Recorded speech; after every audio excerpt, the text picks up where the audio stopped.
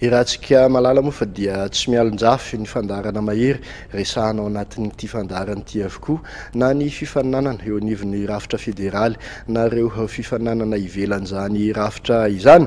Ny 12 Aogositra ka hatramin'ny 7 Oktobra ho avy izao ary dia hikarakara fifaninanana ara-panatanjahantena ho an'ny fiangonana etsy amin'ny kianjan'ny Mahamasina ny fikambanana Tanora Anirivo. Hetsika izay nampitondraina ny anarana Andao Ilalao 17 miara-miasa akaiky amin'ny fikambanana Tanora Anirivo amin'ity hetsika karakaraina ity moa ny commune Antananarivo renivohitra.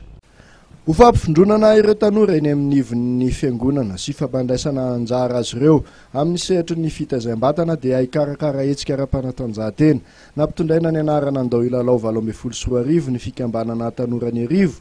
Hetsika izay atao etsy amin'ny kianjan'ny Mahamasina ary arahan'ny fikambanana miasa amin'ny commune Antananarivo renivohitra ny 12 Aogositra ka hatramin'ny 7 Oktobra ho avy izao. Taranja telo ny faninanana dia ny baolina kitra ho an'olona fito sy ny volley izay atao ny 9 sy 7 Oktobra.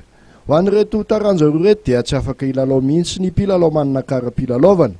Ny 12 Aogositra ka hatramin'ny 7 Septambra kosa no anaovana ny taranja baskety.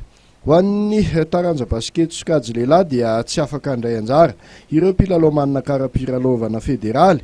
Afaka mampiditra mpilalao telo manana kara-pilalaovana kosa ny ekipa iray ho an'ny sokajy vehivavy saingy mpilalao roa ihany no afaka miakatra ambony kianja.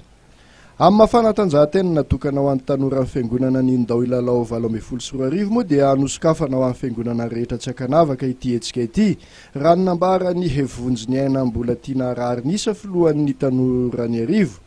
Marihana fa miara-miasa akaiky amin'ireo rafitra federaly n'ireo taranja telo ireo ny karakara mba ahafahana mitily ihany koa ireo talenta vaovao tokony atosika eny anivon'ny fiangonana.